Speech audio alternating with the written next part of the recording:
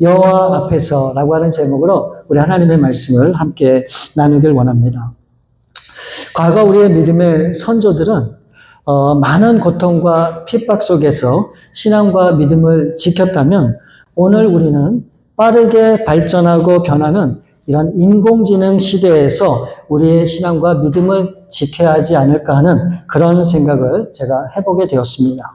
여러분, 그 이유는 우리가 살고 있는 이 미국만 보더라도 우리가 신앙생활 하는 것 때문에 방해받는 일이 있기는 있지만 고통을 당하고 핍박을 당하는 그런 일은 없기 때문에 그래요.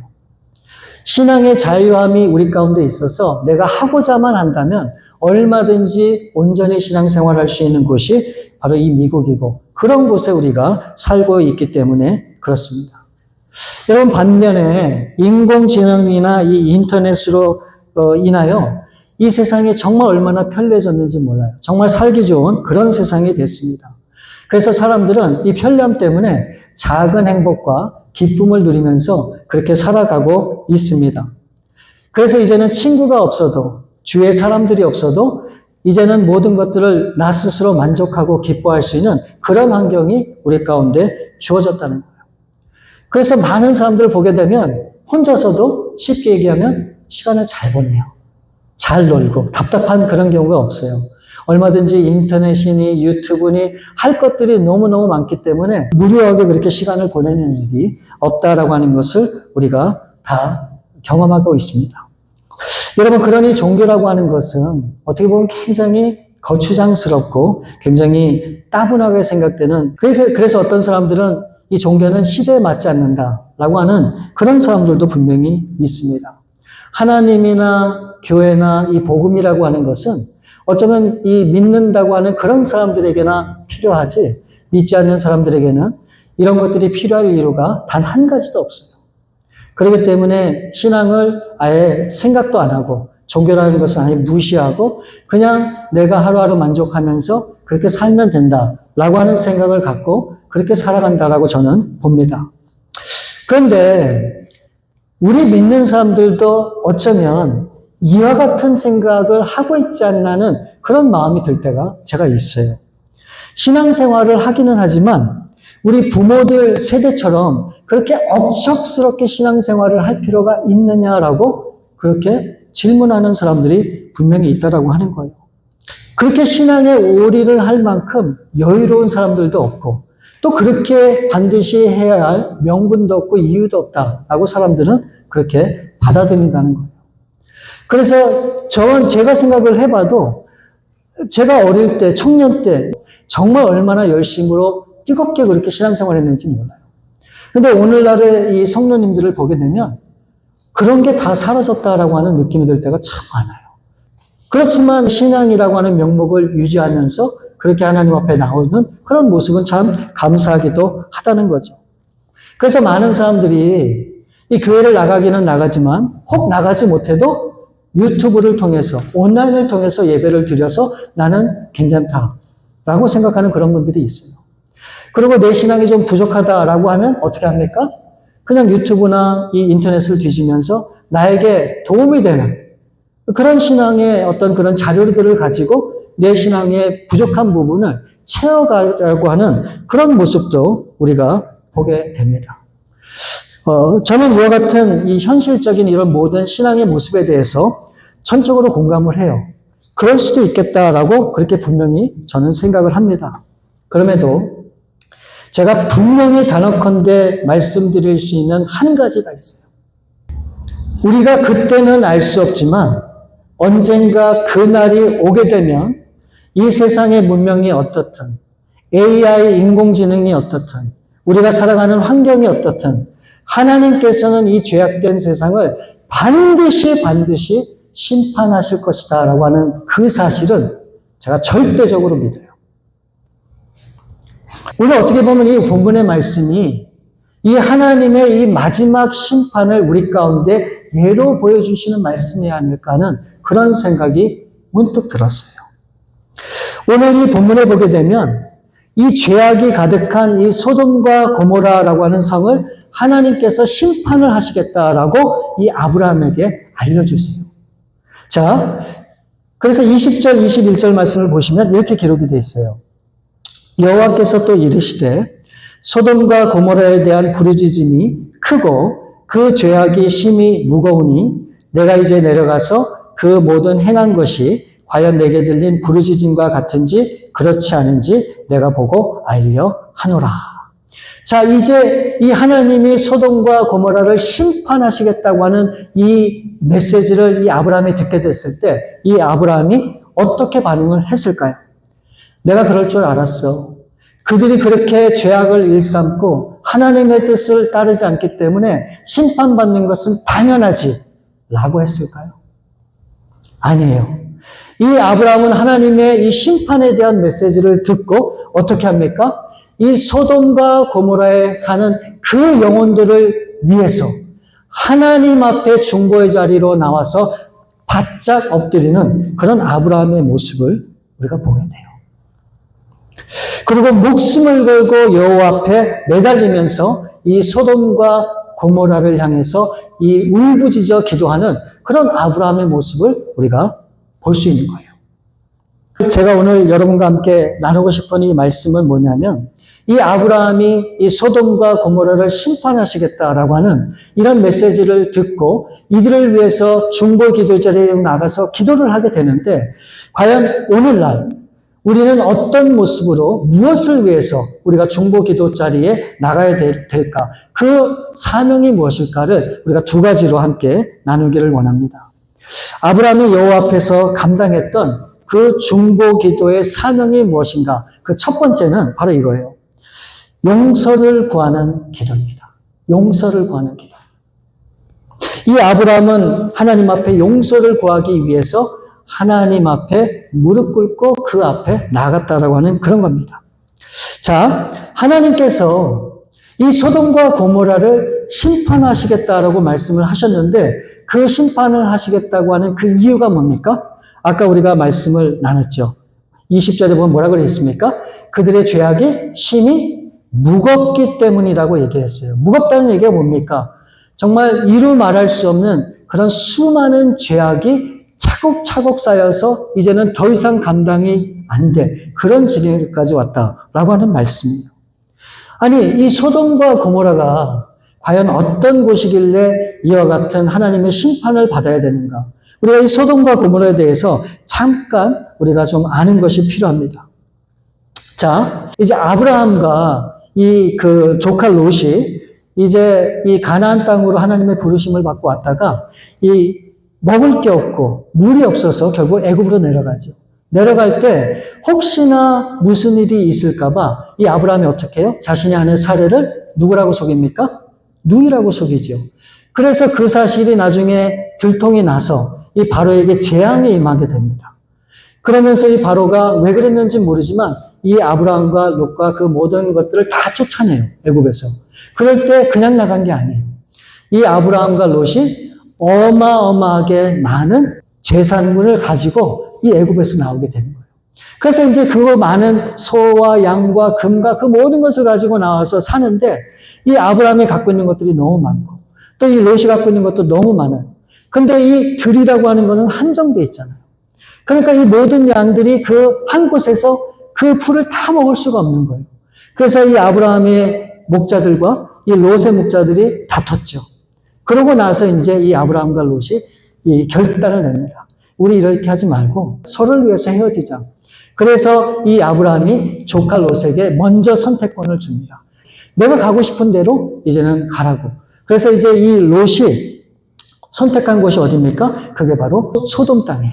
자, 창세기 13장 10절 말씀을 보시면 이에 롯이 눈을 들어 요단 지역을 바라본즉 소알까지 온 땅에 물이 넉넉하니 여호와께서 소돔과 고모라를 멸하시기 전이었으므로 여호와의 동산 같고 애굽 땅과 같았더라. 여러분, 이 롯이 선택한 이 소돔 땅이 어떤 땅이었다고요? 여호와의 어떤 곳이요? 동산 같고 그 다음에 아름답고 기름지고 물이 넘쳐나는 그런 비옥한 땅이었다라고 이 분명히 성경은 말씀하고 있어요. 그러니까 얼마나 좋은 땅이겠어요. 우리가 상상만 해도 충분히 이해할 수 있는 그런 땅이란 말이에요. 겉으로 보기에는 너무너무 화려하고 또 부족함이 없는 그런 땅처럼 보였지만 결국 이 소돔이라고 하는 땅이 어떤 땅인가 성경은 이렇게 증거하고 있습니다. 창세기 19장에 보시면 이런 이야기가 나와요. 두 천사가 어느 날 이 소돔을 들어가게 돼요. 그럴 때 이 롯이 이 천사들을 맞이하면서 그냥 보낼 수가 없어서 절대 그냥 가면 안 됩니다. 우리 집에서 머물고 가십시오. 라고 그렇게 두 천사에게 이야기를 해요. 그래서 이제 이 두 천사가 그 집에 머물면서 잠을 청하고자 할 때 뜻밖의 엄청난 일이 벌어지고 맙니다.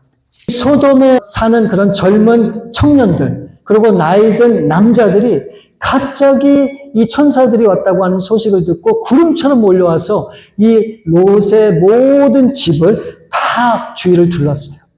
그러면서 롯에게 이렇게 얘기하는 거예요. 자신들의 성욕을 채우기 위해서 이 두 천사를 우리에게 내어달라고. 그래서 이 롯이 그렇게 얘기를 합니다. 절대 그럴 수가 없다고. 차라리 너희들이 정말 그렇게 원한다면 나에게 두 딸이 있는데 이들은 아직 남자를 모르는 여자, 내가 이들을 너희들에게 대신 주겠다. 라고 말할 정도로 그때 이 상황이 어마어마하게 심각했다라고 하는 것을 우리가 알 수가 있죠. 여러분, 소돔이 그런 땅이란 말이에요. 여러분, 이해가 되십니까? 그것뿐만이 아니에요. 에스겔 선지자는 이 소돔이라고 하는 것을 이렇게 이야기합니다. 에스겔서 16장 49절 말씀에 보면 내 아우 소돔의 죄악은 이러하니 그와 그의 딸들에게 교만함과 음식물의 풍족함과 태평함이 있으며 또 그가 가난하고 궁핍한 자를 도와주지 아니하며 먹을 음식이 풍부하고 또 삶이 안락했다라고 얘기를 하고 있어요. 그런데도 불구하고 그들은 교만하여 가난하고 궁핍한 자들을 어떻게 해요? 도와주지 않았다는 거예요. 이 얘기가 뭡니까? 이들은 굉장히 이기적이었고 이들의 양심은 정말 이루 말할 수 없이 타락해 있었다라고 하는 것을 얘기하는 그런 말씀이란 말이죠. 바로 소돔이 그런 곳이라는 거예요. 그래서 이제 이 하나님이 그래서 이 소돔을 심판하시겠다고 말씀하는 거예요. 더 이상 못 보겠다고. 그래서 이제는 소돔을 심판하시겠다고 하나님이 말씀을 이 아브라함에게 이제 전할 때 이 아브라함이 이제 어떻게 반응을 합니까? 23절 말씀에 보면 아브라함이 이렇게 반응을 해요. 아브라함이 가까이 나와 이르되 주께서 의인을 악인과 함께 멸하려 하시나이까. 그 성중에 의인 50명이 있을지라도 주께서 그것을 멸하시고 그 50의인을 위하여 용서하지 아니하시리이까. 자, 이 말씀에 보면 갑자기 이제 하나님께서 심판하시겠다라고 하는 그런 메시지를 듣고 이 아브라함이 어떻게 해요? 하나님 앞에 한 걸음 더 가까이 나아갔다라고 성경에 말씀하고 있죠. 여러분, 여기서 가까이 나아갔다라고 하는 것은 단순한 거리를 말하는 것이 아니에요. 여러분, 구약시대 때는요, 죄인인 인간이 거룩하신 하나님 앞에 가까이 나아간다라고 하는 것은 마치 죽음을 의미하는 것과도 같은 그런 상황이라는 말이에요. 그것이 얼마나 두렵고 떨리는 일인지 이 구약의 이 모든 사람들은 잘 알고 있었던 그런 말씀입니다. 여기서 이 가까이 나아갔다라고 하는 이런 히브리 이 단어의 그런 뜻은 뭐냐면 제사장이 하나님 앞에 제단에 나아갈 때 또는 어떤 왕에게 중대한 결정을 내리고 나아가고자 할 때 쓰는 그런 엄중한 단어가 바로 이 가까이 나아갔다라고 하는 단어의 의미예요. 그러니까 이 말을 다시 얘기하면 이 아브라함이 하나님 앞에 가까이 나아갔다라고 하는 건 뭡니까? 이 소돔성의 그 심판의 위기 앞에서 목숨을 걸고 그들을 구원하기 위해서 그 앞에 나아갔다라고 하는 것으로 우리가 그렇게 이 뜻을 이해할 수 있는 거예요. 그리고 이 아브라함은 바로 그 하나님 앞에 자신이 모든 것을 불태워서라도 그 영혼들을 구원하겠다고 하는 그런 가득한 심정으로 지금 그 앞에 서 있다라고 하는 것으로 우리가 그렇게 이해할 수 있는 말씀이에요. 여러분, 오늘 우리 믿는 사람들은 어떻습니까? 우리는 세상의 부조리를 참 얘기를 많이 해요. 얼마나 세상이 악한지, 얼마나 죄악이 가득한지. 그리고 우리는 때로 이 세상에 대해서 정죄하고 이 세상을 우리는 판단하기도 분명히 합니다. 세상은 이 하나님의 심판을 받아 마땅한 곳으로 우리가 여기고 그런 세상에 우리가 물들지 않기 위해서 어떻게 해요? 이 세상을 가까이해서는 안 된다라고 하는 것을 우리는 가르침을 받고 또 그렇게 살아가고자 노력한다는 것입니다. 그런데 오늘 이 본문에 보면 이 아브라함은 그런 세상을 향해서 어떻게 했다고 말씀하고 있습니까? 목숨을 걸고 하나님 앞에 나아가서 중보 기도하며 그 영혼들을 구원하고자 했다라고 하는 것을 말씀하고 있는 거예요. 우리 믿는 사람들에게 이 세상을 바라보는 시선은 두 가지라고 하는 생각이 들어요. 그 첫 번째는 세상은 우리가 품어야 할 세상이다라고 그렇게 생각하는 사람들이 있는 반면 또 다른 생각은 이 세상은 하나님의 심판을 받아 마땅한 그런 세상이다라고 하는 것으로 보는 그런 사람들이 있어요. 내가 과연 무엇을 믿느냐가 우리의 신앙과 삶을 분명히 좌우한다고 저는 분명히 믿어요. 우리가 품어야 되는 세상이라고 생각하면 우리가 어떻게 살아야 될까요? 이 세상에 속한 이 영혼들, 죽어져가는 그 영혼들을 향해서 우리가 가만히 있을 수가 없는 거죠. 어떻게 해서든 저들을 구원하고 복음을 전하기 위해서 이 세상 가운데 더 나아가 그 영혼들을 끌어안고자 할 겁니다. 그러나 이 죄악된 세상이 하나님의 심판을 받아 마땅하다고 생각을 하면 어떻게 해요? 이 세상에 대해서 관심을 갖지 않아요. 내 교회가 중요하고 내 신앙이 중요하고 내가 믿는 바가 중요하고 우리 성도님이 중요하고 내 가정이 중요한 거예요. 그 외에는 신경을 쓰지 않는다는 거죠. 여러분이 둘 중에 무엇이 맞다고 생각하십니까? 여러분 제가 말씀을 드릴 테니까 여러분 영원토록 잊지 않으실 수 있기를 바랍니다. 결과적으로 말씀을 드리면 이 세상은 분명히 하나님의 심판을 받아야 되는 것에는 틀림이 없어요. 그거는 확실한 겁니다. 그러나 그러한 결과를 만드시는 분과 그것을 결정하는 분은 저와 여러분이 아니라 누구요?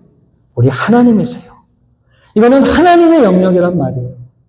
내가 이렇고 저렇고 내 생각과 판단을 그렇게 얘기할 게 아니에요. 저 사람은 저렇게 했기 때문에 심판을 받아야 돼. 저 사람은 저렇게 했기 때문에 당연히 그러한 고통을 받아야 돼. 이것을 우리가 판단할 수 있는 것은 아니라는 거예요. 오로지 그것을 판단하실 분은 하나님이라고 하는 사실을 우리는 분명히 알아야 돼요. 그러니까 우리는 이 세상에 대해서 그런 예수님을 믿지 않는 사람들에 대해서 이러쿵저러쿵 얘기하면 안 되는 거예요. 그럼 우리가 해야 되는 게 뭘까요? 우리가 해야 되는 것은 세상을 품는 일이에요. 왜요? 이 세상에는 우리와 같은 영혼들이 살아가고 있는 땅이기 때문에 그렇습니다. 그래서 이 영혼들을 살리는 것이 하나님의 뜻이고 그들을 구원하는 것이 우리 하나님의 우리 가운데 허락하신 사명이라고 하는 사실을 우리는 절대로 잊으면 안 되는 거예요. 그래서 이 아브라함은 목숨을 걸고 이 중보 기도의 자리로 나아가 하나님께 그 영혼들을 위해서 구하는 거예요. 하나님, 저 영혼들을 불쌍히 여겨 주옵소서. 저 영혼들을 용서하여 주옵소서. 여러분, 스데반 집사님이 돌에 맞아 순교하면서 뭐라고 얘기했습니까? 저 영혼들을 불쌍히 여겨달라고 말씀하셨어요. 우리 예수님도 그러셨어요. 아브라함은 저 영혼들을 마음에 품고 저들이 구원받기를 간절히 원하는 그런 심정과 마음으로 하나님 앞에 섰다라고 하는 것을 우리는 분명히 기억을 해야 되는 거예요. 여러분, 하나님께서는 이 세상을 반드시 심판하실 겁니다. 그럼에도 이렇게 죄악이 판을 치고 진리가 사라져가는 이 세상을 아직까지도 하나님께서 심판하지 않는 이유가 여러분 뭐라고 생각하십니까? 하나님께 용서를 구하는 그런 중보 기도하는 그런 사람들이 있기 때문에 아직까지 하나님의 심판이 이 땅에 임하지 않았다라고 저는 그렇게 분명히 믿습니다. 그래서 여러분 우리가 해야 되는 게 뭔가? 이 아브라함처럼 중보 기도의 자리에 나가서 정말 하나님께서 우리를 불쌍히 여겨서 우리를 통해 이 땅을 구원하고 죽어져가는 영혼들을 구원하는 일에 우리를 사용해 주옵소서라고 하는 그런 간절한 기도가 우리 교회 가운데 여러분들 신령 가운데 있어야 된다라고 저는 분명히 믿습니다. 그래서 이 무너져가고 망가져가고 정말 이 온갖 죄악에 휩쓸려가는 이 세상을 바라보면서 여러분 판단하고 정죄하기 이전에 하나님 앞에 무릎 꿇고 중보로 이 세상을 다시 한번 살리시는 저와 여러분들 될 수 있기를 우리 주님의 이름으로 축복을 드립니다. 아브라함이 여호와 앞에서 감당했던 중보 기도의 이 사명 두 번째는 하나님의 정의를 구하는 바로 기도예요. 하나님의 정의를 구하는 기도. 오늘 24절 말씀을 보시면 그 성 중에 의인 50명이 있을지라도 주께서 그곳을 멸하시고 그 50의인을 위하여 용서하지 아니하시리이까. 이 24절 말씀을 자세히 보시면 이 아브라함은 하나님 앞에 무조건 용서해 주세요라고 그렇게 구하지 않고 용서를 구하는 단서가 있다라고 하는 것을 말씀하고 있어요. 그 단서가 뭐라고 얘기합니까? 의인 때문에 그 심판을 멈춰달라고 하는 그런 간절함이 지금 있는 것을 보게 되는 거예요. 하나님께서는 이 소돔성을 이 유황과 불로 완전히 진멸을 하시겠다라고 하셨지만 만일 그 성에 의인이 50명이 있고 45명이 있고 40명이 있고 30명, 20명, 10명이 있어도 하나님 심판을 하실 겁니까? 라고 그렇게 이 아브라함이 하나님 앞에 묻고 있는 거예요. 그러면서 25절에 직설적으로 자신의 감정을 또 이렇게 표현을 해요. 25절 말씀을 보시면 주께서 이같이 하사 의인을 악인과 함께 죽이심은 부당하오며 의인과 악인을 같이 하심도 부당하니이다. 세상을 심판하시는 이가 정의를 행하실 것이 아니니까. 자, 이 말이 뭡니까? 하나님은 온전하신 재판장이십니다. 그런데 그 하나님이 이 악인들을 심판하기 위해서 이 의인까지 죽게 한다라고 하면 이것이 과연 하나님 정의라고 할 수 있겠습니까? 라고 그렇게 하나님 앞에 묻는 거예요. 그러면서 그런 일이 있다면 그것은 말이 안 되고 부당한 일이다라고 지금 이 아브라함이 하나님 앞에 그렇게 아뢰고 있는 겁니다. 여러분 이 말을 자세히 한번 생각해 보면 이런 의미가 담겨져 있는 거예요. 이 아브라함은 이 롯이 어떤 사람이라고 하는 것을 간접적으로 얘기하는 거죠. 의인이라고 얘기를 하는 거예요. 의인이라고. 근데 이 롯과 같은 이 의인이 10명이었기 때문에 결국은 나중에 이 소돔과 고모라가 이 불심판을 받았잖아요. 자, 그러면 우리가 이런 질문을 드릴 수가 있어요. 이 롯은 이 소돔에 오랜 세월 살았거든요. 오랜 세월 의인으로 살면서 이 롯의 주변에는 또 다른 의인들이 없었다라고 하는 거예요. 아니 그러면 도대체 이 롯은 이 소돔이라고 하는 곳에 살면서 어떤 삶을 살았기에 아무런 선한 영향력도 끼치지 못하고 자신과 같은 의인들도 만들 수가 없었을까? 라고 우리가 그렇게 생각이 들 수밖에 없잖아요. 다시 얘기하면 이 롯 말고 도대체 9명이라고 하는 그 숫자 의인은 찾아볼 수 없어서 결국 이 소돔이 심판을 받았다라고 하면 과연 이 롯이 가진 신앙과 그 믿음은 무엇이었는가라고 우리가 그렇게 질문을 할 수밖에 없는 것이죠. 왜 그런가 그 이유를 따지기 이전에 우리가 생각해야 될 중요한 것이 있습니다. 여러분 우리가 꼭 기억해야 되는 것은 바로 이거예요. 여기서 말씀하고자 하는 것은 내가 의인이라고 하는 사실이 중요한 것이 아니라 의인으로서 어떤 삶을 살았느냐가 중요하다라고 하는 것을 말씀한다라고 저는 그렇게 분명히 믿어요. 그러니까 중요한 건 이거예요. 내가 누구이냐가 중요한 것이 아니라 내가 과연 어떤 사람이었느냐가 중요하다는 거예요. 여러분 오늘날에 많은 사람들은 신앙생활 열심히 하면서 내 자신이 의인이라고 말하고 또 그렇게 생각할 때가 분명히 있다라고 하는 것이죠. 근데 여러분 하나님이 정말 찾으시는 사람들, 그런 사람들은 누군가? 내가 의인이라고 나만 생각하고 나 자신만 그렇게 신앙만 챙기는 그런 사람들이 아니라 선한 영향력을 끼치고 정말 이 하나님의 사랑을 나타내고 증거하고 전할 수 있는, 그래서 또 다른 의인들이 생겨날 수 있도록 그렇게 하나님의 사랑을 실천하는 그런 삶을 하나님이 더 기뻐하신다라고 하는 것을 우리가 분명히 알 수 있는 거예요. 자, 지금 이 내용을 이 오늘날의 우리의 이 현실대로 그대로 가지고 온다라고 하면 이런 뜻이 담겨져 있는 거예요. 오늘 저와 여러분이 살아가는 이 시대는 어떻게 보면 이 소돔과 고모라 시대보다 더욱 악한 그런 세상이다라고 우리가 분명히 볼 수가 있습니다. 정말 말도 안 되는 끔찍한 일들이 우리 주위에서 얼마나 많이 일어나고 있는지 모릅니다. 그럼에도 여러분, 아까도 제가 말씀을 드렸지만 왜 이렇게 세상에 죄악이 가득하고 온갖 죄악으로 우리가 그렇게 신음하고 있는데 왜 하나님의 심판은 여전히 우리 가운데 이루어지지 않고 있는가? 그 이유가 무엇인가? 바로 오늘 이 땅에 의인 10명이 있기 때문이다라고 저는 분명히 믿어요. 소돔과 고모라는 의인 10명이 없어서 심판을 당했지만 오늘 이 시대는 그렇게 악함에도 불구하고 아직 하나님의 심판이 이르지 않은 것은 오늘날에 신실한 하나님이 기뻐하는 의인 10명이 있기 때문이라고 저는 그렇게 분명히 믿는다는 거예요. 이 세상과 타협하지 않는 사람들, 이 세상의 유혹이 아무리 그렇게 힘들게 한다 할지라도 거기에 동요하지 않는 사람, 이 세상에 이렇게 하라고 얘기하지만 그것을 노라고 얘기할 수 있는 사람, 이것은 틀린 거라고, 죄악이라고 그렇게 선언하고 내가 그 길을 가지 않겠다고 스스로 다짐하는 사람들, 그런 의인들이 이 땅에 10명 이상 있기 때문에 아직 하나님이 심판이 임하지 않고 이 땅이 건재하다라고 저는 분명히 믿고 있는 거예요. 여러분, 그 사람들이 누굴까요? 그 사람들이 어떤 사람들일까요? 우리는 몰라요. 그러나 우리 하나님은 아십니다. 여러분, 분명히 하나님의 심판은 이 땅 가운데 임할 거예요. 그때가 되면 반드시 이루어질 겁니다.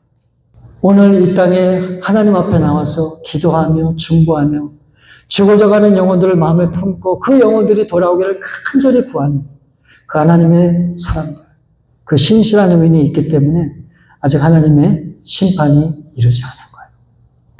여러분, 어떤 사람이 되길 원합니까? 저는 정말 우리 베다니 교회에 속한 여러분 한 분 한 분이 정말 하나님이 기뻐하는 그 의인 중에 한 명이 될 수 있기를 정말 바라요. 우리는 부족하고 연약하지만 정말 하나님 앞에 그런 모습으로 살아가고자 그렇게 우리가 결단하고 그런 삶을 위해서 우리 자신을 드릴 때 하나님께서 분명히 그런 의인으로서 우리를 사용하실 거라고 저는 분명히 믿습니다. 그런 삶을 사시는 여러분들 될 수 있기를 우리 주님의 이름으로 축원을 드립니다. 우리 시간 함께 기도하는 시간 갖기를 원합니다.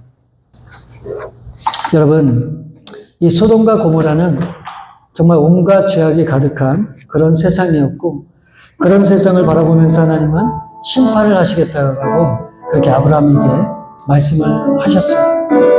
그때 이 아브라함은 그 말을 듣고 그래, 당연하지 라고 반응하지 않고 하나님 앞에 나옵니다. 그리고 기도하기 시작해요.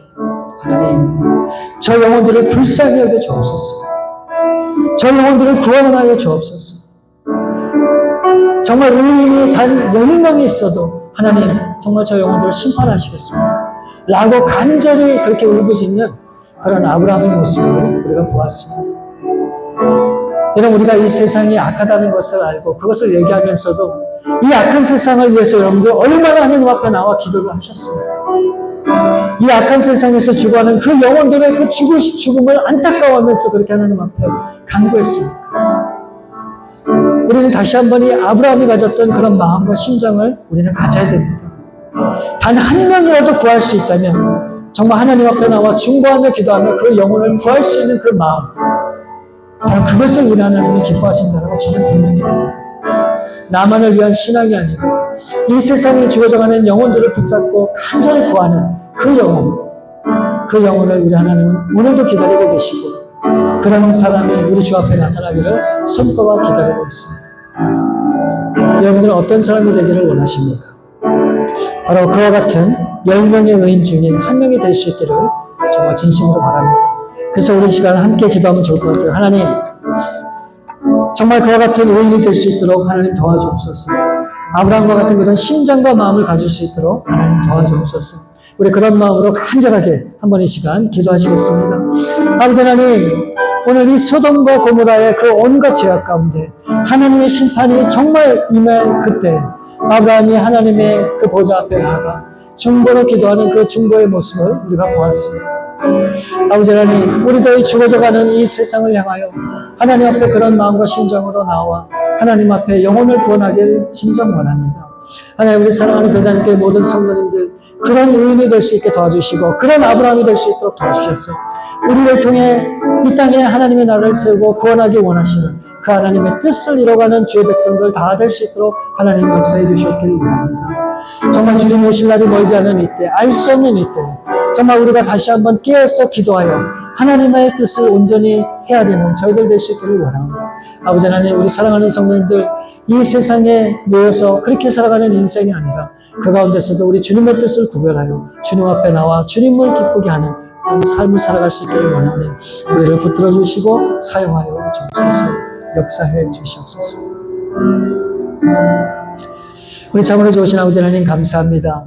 오늘 여호와 앞에 나와 하나님 앞에 구하고 간구하는 그런 아브라함의 그런 심정과 마음을 우리가 같이 살펴보았습니다. 하나님, 정말 저희들도 아브라함 같은 그런 신앙의 모습을 갖길 원합니다. 이 세상을 향하여 정말 하나님 앞에 울부짖고 간구하고 또 중보하는 그런 마음으로 설 수 있기를 원합니다. 아버지 하나님, 우리 이제 배단위교회 사랑하는 성도님들이 그와 같은 심정과 마음으로 나만을 위하고 우리 교회만을 위한 그런 삶과 신앙이 아니라 이제 이 세상을 향하여 그 넓은 마음을 가지고 하나님의 심정과 마음으로 구호하는 우리 귀한 성도님들 다 되게 도와주셔서 우리의 부족한 기도와 우리의 부족한 입술이 하나님의 놀라운 나라를 세워가는 일에 쓰임받도록 도와주시고 하나님의 영광이 드러나는 귀한 일에 온전히 우리의 삶을 드리는 우리 배단위교회 모든 성도님들 다 될 수 있도록 하나님 역사해 주시옵소서. 그래서 우리가 지금은 아니지만 주님 앞에 섰을 때 잘하였다 착하고 충성된 종아, 우리 하나님의 놀라운 칭찬과 또 하나님의 귀한 상급을 받는 우리 모두가 될 수 있도록 하나님 함께하여 주시옵소서. 모든 것을 주 앞에 감사함을 드렸고 우리 거룩하신 주 예수 그리스도의 이름으로 기도드립니다. 아멘. 아멘.